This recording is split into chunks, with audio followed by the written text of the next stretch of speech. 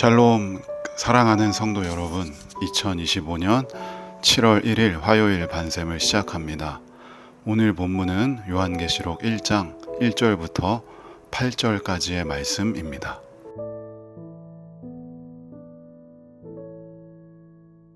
요한계시록 제1장. 예수 그리스도의 계시라. 이는 하나님이 그에게 주사 반드시 속히 일어날 일들을 그 종들에게 보이시려고 그의 천사를 그 종 요한에게 보내어 알게 하신 것이라. 요한은 하나님의 말씀과 예수 그리스도의 증거 곧 자기가 본 것을 다 증언하였느니라. 이 예언의 말씀을 읽는 자와 듣는 자와 그 가운데 기록한 것을 지키는 자는 복이 있나니 때가 가까움이라. 요한은 아시아에 있는 7 교회에 편지하노니 이제도 계시고 전에도 계셨고 장차 오실 이와 그의 보좌 앞에 있는 7 영과 또 충성된 증인으로 죽은 자들 가운데서 먼저 나시고 땅의 임금들의 머리가 되신 예수 그리스도로 말미암아 은혜와 평강이 너희에게 있기를 원하노라. 우리를 사랑하사 그의 피로 우리 죄에서 우리를 해방하시고 그의 아버지 하나님을 위하여 우리를 나라와 제사장으로 삼으신 그에게 영광과 능력이 세세토록 있기를 원하노라. 아멘. 볼지어다, 그가 구름을 타고 오시리라. 각 사람의 눈이 그를 보겠고 그를 찌른 자들도 볼 것이요 땅에 있는 모든 족속이 그로 말미암아 애곡하리니 그러하리라. 아멘. 주 하나님이 이르시되 나는 알파와 오메가라. 이제도 있고 전에도 있었고 장차 올 자요 전능한 자라.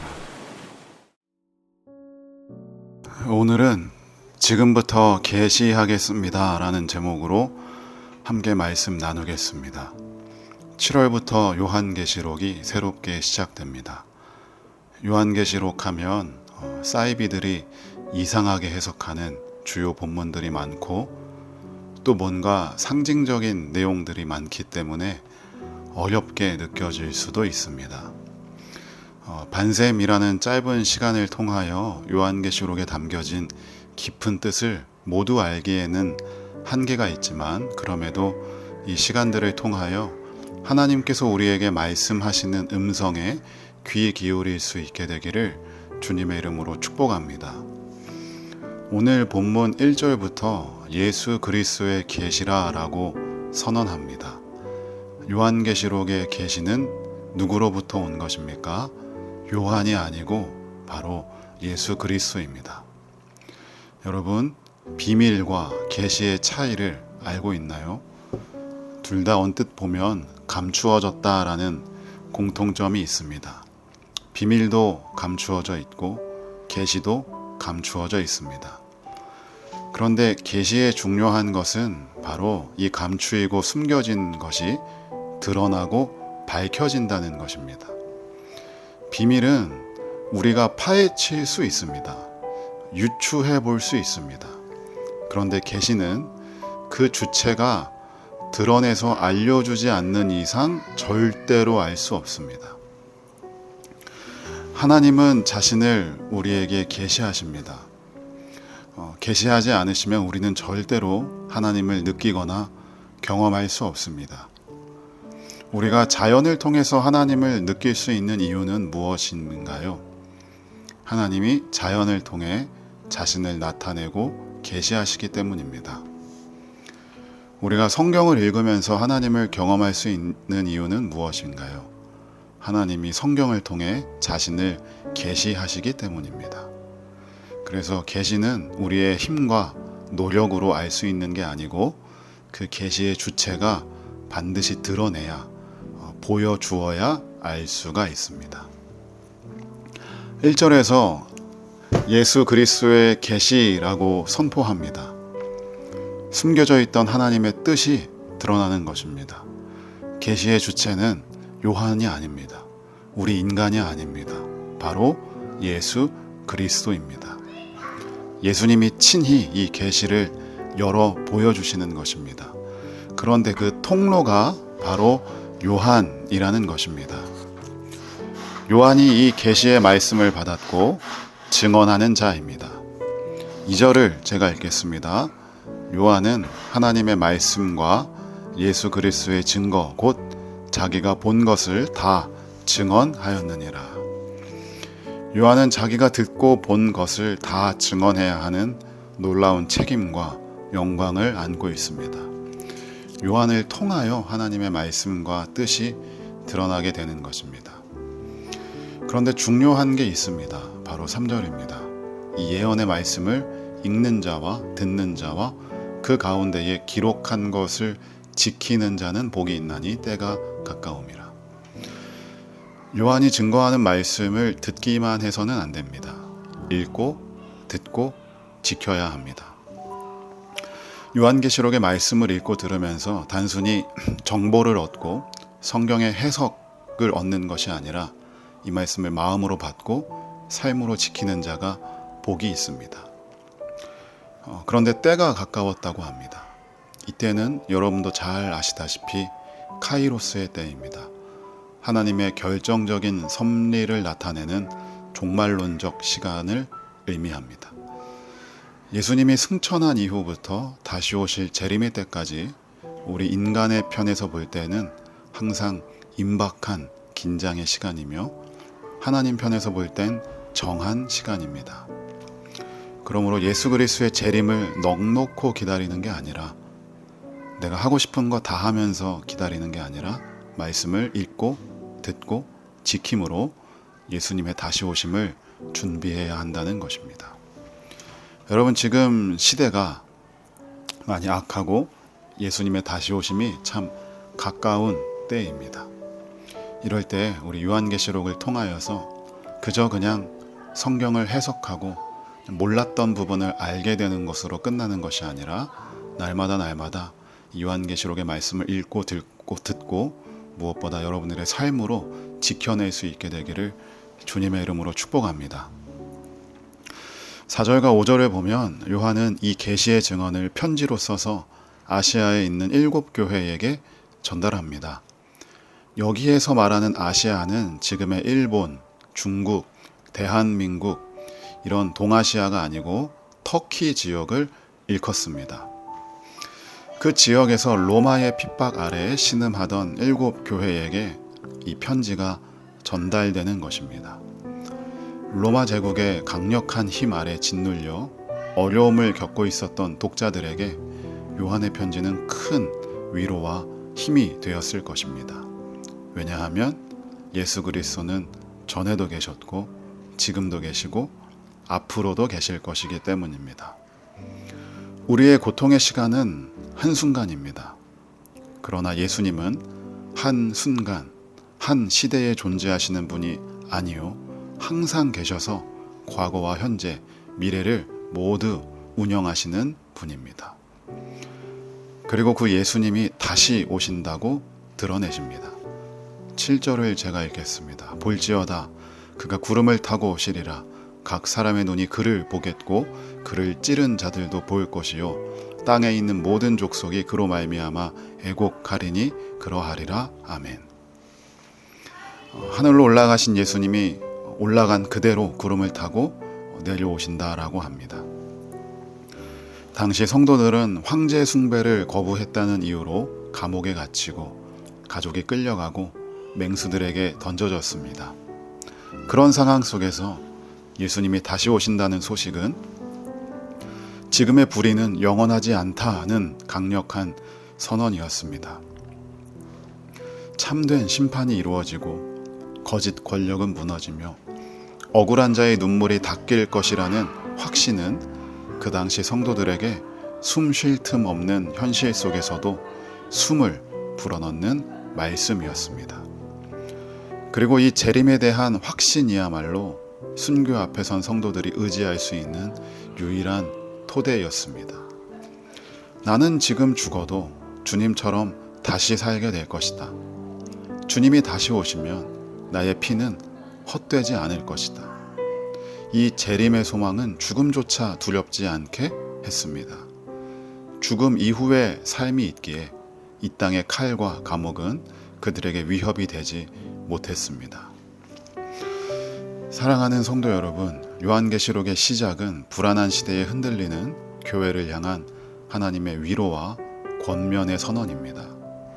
세상의 왕은 영원할 줄 알지만 진정한 왕은 오직 한 분, 예수 그리스도입니다. 그분은 과거에도 지금도 그리고 앞으로도 우리를 영원히 사랑하실 것입니다. 그리고 다시 오실 것입니다. 그러므로 예수님을 바라보고 예수님을 예배하고 예수님을 기다려야 합니다. 그는 알파와 오메가이시니 우리의 모든 시간과 생명은 그분 안에서 완성될 줄로 믿습니다. 예수님은 우리의 숨 쉴 틈 없는 삶 사이사이에 숨을 불어넣어 우리를 살게 하십니다. 우리의 인생 처음부터 끝까지 예수님이 함께 하십니다. 현실은 고되고 팍팍하지만 우리는 현실을 바라보지 않고 현실 너머의 하나님 나라를 바라보는 사람들입니다.